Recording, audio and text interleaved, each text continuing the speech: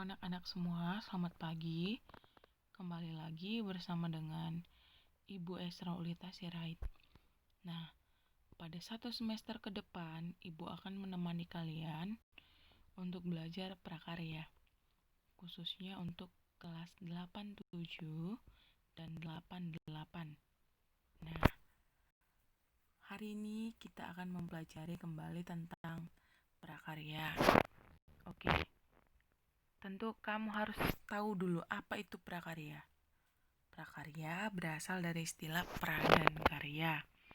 Pra itu mempunyai makna yang belum, dan karya itu adalah hasil kerja. Nah, prakarya didefinisikan sebagai hasil kerja yang belum jadi, atau prakarya itu biasanya masih berupa proof of concept atau sebuah prototipe. Prakarya biasanya belum mempunyai target pemasaran. Oleh sebab itu, biasanya pengguna atau konsumennya belum ada. Melainkan, ketika kita membuat prakarya, yang paling diutamakan itu adalah sebagai kerajinan yang seminimal mungkin bisa digunakan sendiri. Itulah dia prakarya. Nah, anak-anak, kita telah membahas prakarya sejak kelas 1. Di kelas 1, semester 1 dan 2, bahkan di kelas 2 ini juga semester 1 dan 2, dan sampai kamu nanti kelas 3, ada 4 aspek pembelajaran prakarya yang akan kita bahas.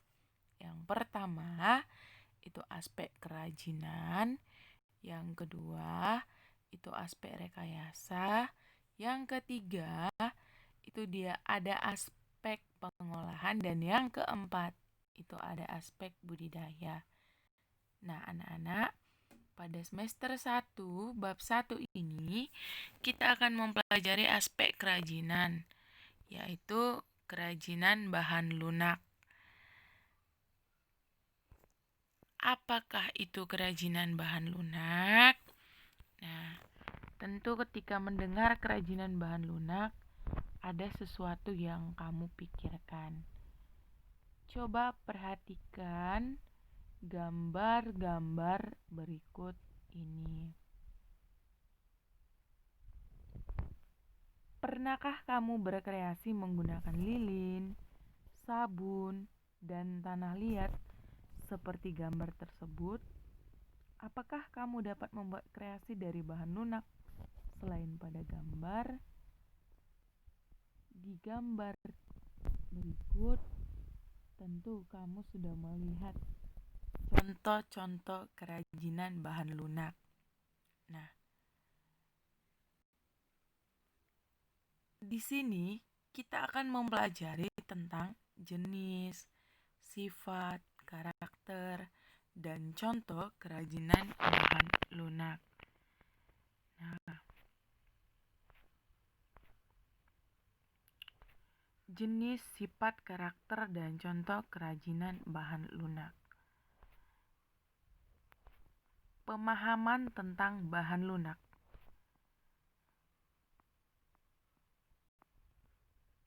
Sebuah media disebut bahan lunak jika sifat fisiknya sangat mudah dibentuk manual tanpa menggunakan bantuan alat atau mesin. Artinya ketika kita sentuh, dia tidak keras dan tidak sulit dibentuk, melainkan benda yang sangat gampang untuk dibentuk. Bahan ini nantinya dibentuk menyerupai bentuk-bentuk alam, benda-benda alam sekitar, atau membentuk benda-benda fungsional sehari-hari seperti mangkok, kendi, vas, piring, dan lainnya. Proses pembentukan meniru benda-benda alam ini disebut modeling. Pembentukan bahan lunak seluruhnya menghasilkan kerajinan 3 dimensi yang selanjutnya disebut 3D modeling.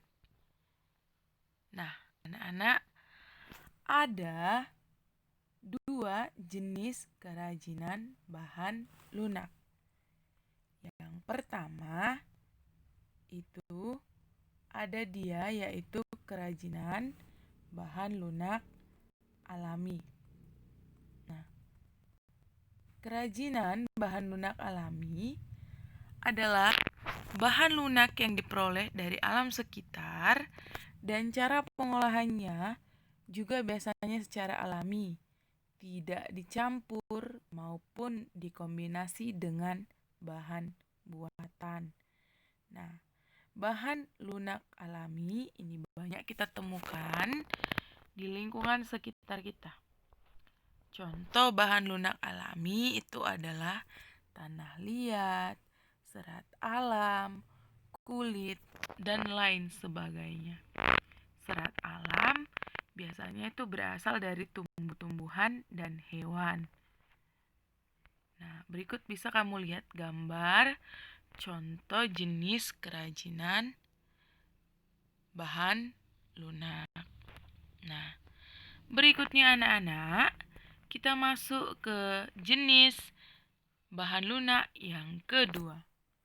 Bahan lunak yang kedua itu adalah bahan lunak buatan. Apa itu bahan lunak buatan? Nah, bahan lunak buatan adalah bahan untuk karya kerajinan yang diolah menjadi lunak. Beragam kerajinan dari bahan lunak buatan dapat dibuat berdasarkan bahan yang digunakan. Bahan-bahan yang digunakan biasanya itu berupa bubur kertas, gips, fiberglass, lilin, sabun, spons, dan sebagainya. Nah, anak-anak, berikut ada contoh bahan lunak buatan. Yang pertama ada parafin, sabun batangan, gips, lilin, plastisin, dan bubur kertas. Berikut ini adalah contoh bahan lunak buatan. Nah, kamu bisa lihat gambarnya pada slide berikut ini. Ini adalah contoh bahan lunak buatan. Nah, anak-anak, tahukah kamu membuat kerajinan dari bahan lunak perlu pemikiran yang kreatif dan inovatif. Tapi ingat, bukan hanya kerajinan bahan lunak yang memerlukan pemikiran yang kreatif dan inovatif ini, tapi seluruh kerajinan yang dibuat dari bahan apapun itu tentulah membutuhkan yang namanya pemikiran yang kreatif dan inovatif. Selain itu, kamu juga harus mempunyai sifat yang teliti dan penuh kesabaran, karena membuat kerajinan itu memerlukan ketekunan. Jika kamu sudah memilih sifat-sifat tersebut atau bahkan belum, maka cobalah untuk berlatih membuat kerajinan dengan pemikiran yang kreatif dan inovatif. Juga kamu harus memperhatikan sifat teliti dan kesabaran yang sangat penuh. Hal tersebut dapat berdampak baik untuk dirimu sendiri. Kenapa?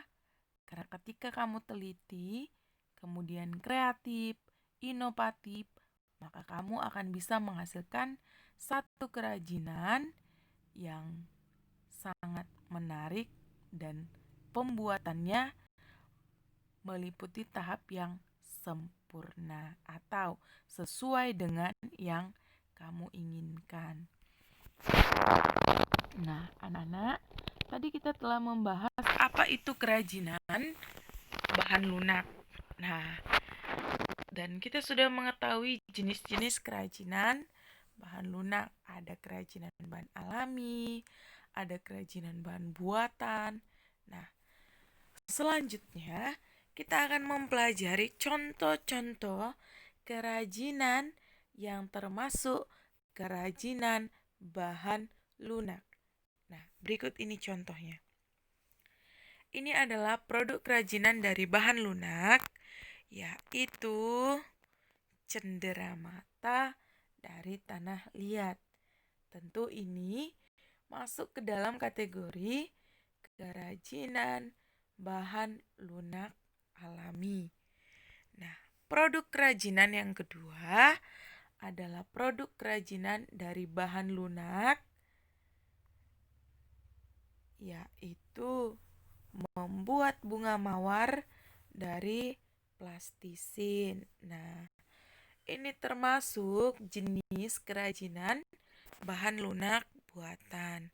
Berikut ini adalah contoh kerajinan bahan lunak buatan, yaitu membuat ukiran dari sabun batangan. Berikutnya, anak-anak, supaya kamu lebih paham dan mengetahui secara detail tentang kerajinan bahan lunak ini, maka kita akan mengerjakan kuis berikut ini dan akan menjadi tugasmu. Soal yang pertama, jelaskan secara rinci perbedaan bahan lunak alami dan buatan. Yang kedua, tuliskan contoh bahan lunak alami dan buatan yang ada di lingkungan sekitarmu sebanyak-banyaknya.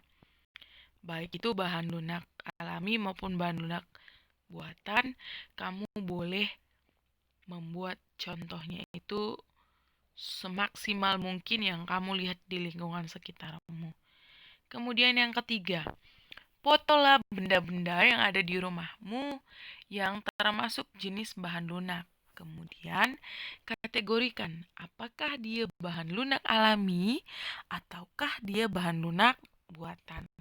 Nah, tugasmu ini silakan buat dalam bentuk Word, kemudian silakan kirimkan melalui tugas yang Ibu berikan di kelasmu melalui Google Classroom. Oke, demikian materi kita hari ini tentang kerajinan bahan lunak. Semoga kalian semua tetap semangat untuk belajar dan jaga kesehatan. Terima kasih. Mengeluh hanya akan membuat hidup kita semakin tertekan.